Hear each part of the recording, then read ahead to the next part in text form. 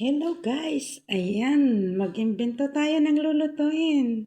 Dahil wala ang aking mga amo, so I try na magluto ng, ano tawag nito, bulang lang. May malunggay ako, zucchini, sibuyas, tapos lagyan natin ng sili, talong, and fish fillet, repolyo, pag-halo-haloin natin. Whatever nakalabasan yun na yun. Hindi ko alam kung anong ilalagay ko. Wala akong bagoong pero lalagyan ko siya ng patis. So, hindi ko alam kung anong klaseng luto to. But I try to cook it kasi walang mga amo. Samantalahin ko lang. Pag andyan ng mga amo ko, hindi na ako makaulam ulit ng mga gulay-gulay na ganito. Hindi ba? Ang sarap. Dinding sa amin sa Ilocano. Masarap sana to kung may saluyot na dahon.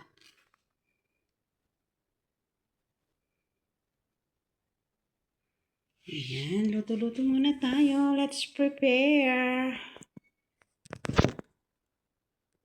Mag-prepare po tayo ng lulutuin. Diba? Sarap nito. Fresh lang to. Kakukuha ko sa may puno. May tanim ako sa bakuran, diba? Yan lang ang fresh. Let's try. And let's prepare na po.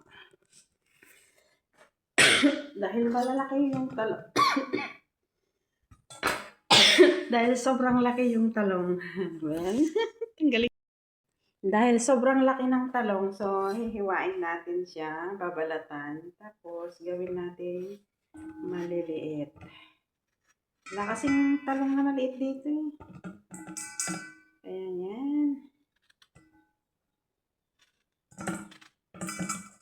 Prepare na tayo ng ating lulutuin.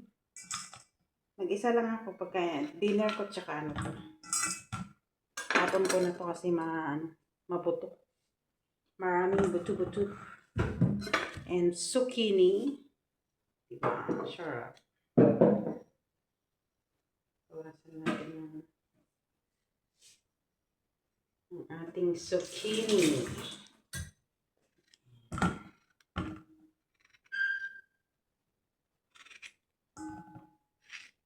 Ngayon nandito ako sa ibang bansa, namimiss ko ang mga gulay-gulay.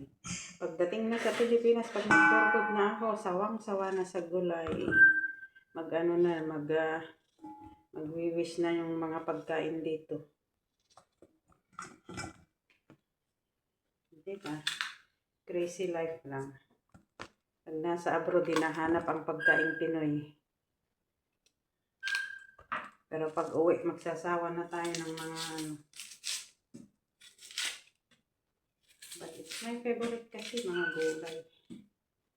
Sarap siya. Ay, ito tayo nabasa. Hindi ko alam kung nakagatan ko. Hindi.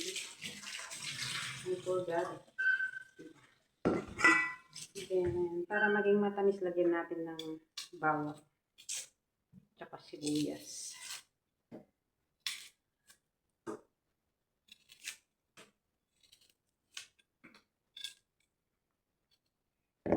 Salit na yung pagluluto ko dahil sa panonood ko ng kwak-kwak. Dapat kanina pa ako nagluto. Nanonood kasi ako ng kwak-kwak doon kay Ann Bangs. Hindi ba ako nananalo sa kwak-kwak na yan?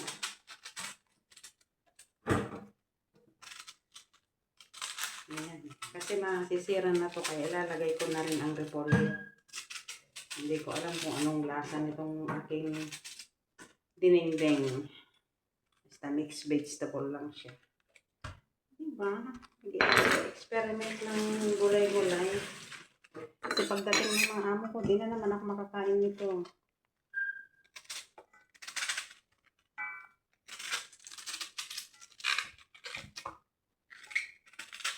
Ay, dapat siniperate ko sana to. Separate natin ito. Para hindi malusaw. Repolyo. Lalaga ko sana to kaya lang sayang kasi.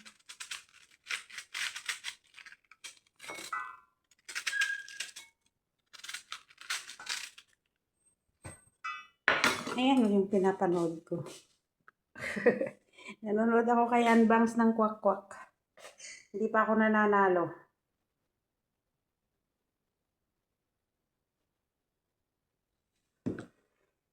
Unbangs gwapa, panalunin mo naman ako ng Kwak Kwak.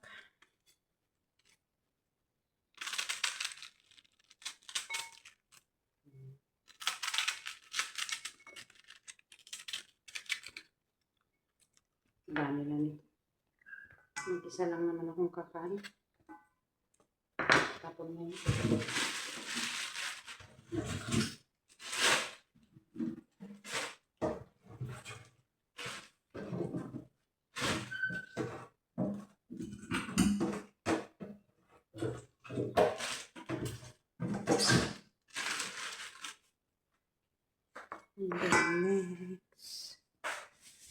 Next is ang ating malunggay.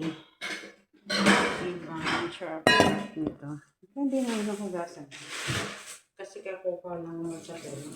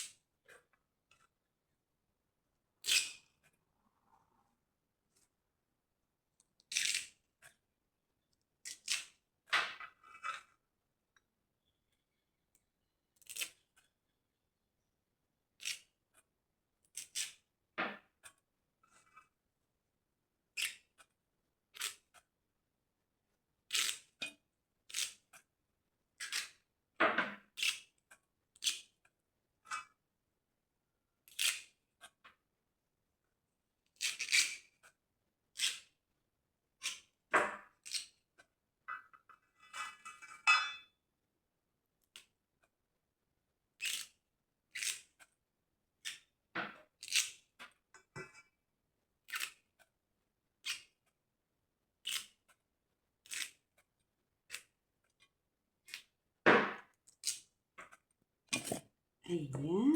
Dito na.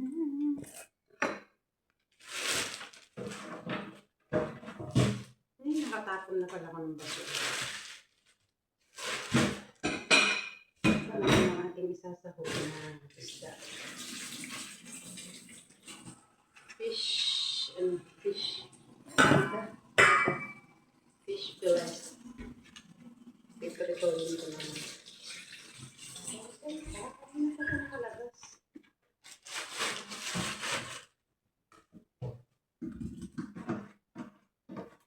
Ang sarap. Dinig-dinig na, no? Mix tining-ding. Ready na. Ready na. Let's cook na. Ayan. Ayan. Nagprito na po tayo ng pansahog natin sa ating dining-ding. Diba?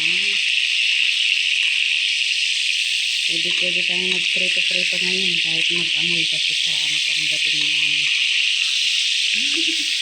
Kaya natin mag-amoy-amoy ang bahay ng isda. Kasi sila talaga ayaw nila yung amoy ng isda na pang piniprito. Huwag natin masyadong itoasted. Kasi ano itong isda na ito eh. Special daw to yung locust. Konting prito-prito lang. Hindi ko siya itoasted.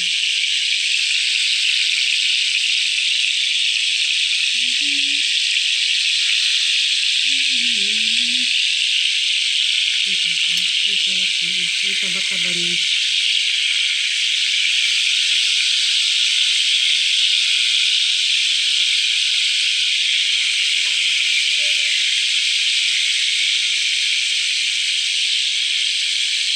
Locos.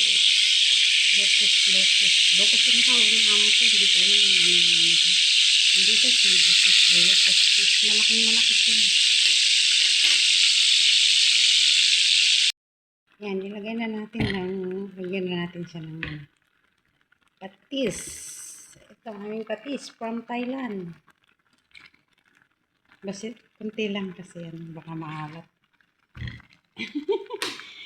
And then, diba? Nandiyan na yung lahat. Pinagsama-sama ko na. Nag-amoy bagoong na yung patis. Nag-amoy bagoong na yung patis. Tapos, lagay na natin ang isda sa ibabaw. Ay, yung ano pa pala. Mamaya na yung malunggay. Ang isda muna para maglasa din. Baba. Baba ko ang cellphone. Ayan, lagay natin ang isda sa ibabaw. Diba? Tapos yung mantika na rin kasi olive oil naman yun. Ayan. Ang ating dinengdeng. Ang sarap naman ito. Ulam ko hanggang bukas na to. Yan, mag-amoy bagoong ang buong bahay kasi wala naman sila. So, lagay na natin ang malunggay. Kaya lang baka ma-over ano siya. Hindi pa naglasang bagong yung isda. Oh my God! Ang sarap ng aking ulam. Yan, lagay natin ang ating malunggay. Diba? Naka-invento ako ng aking ulam. Sarap naman ito. Dami. Yan, hindi pa naman kumakain ng dinengdeng ang aking kapitbahay. Hindi ko siya mabibigyan.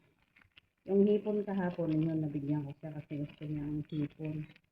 Pero ang dinengdeng, hindi siya nag-uulam ng may ano. Hindi siya nag-uulam ng may bagong. Ay, diba? Sarap ng aking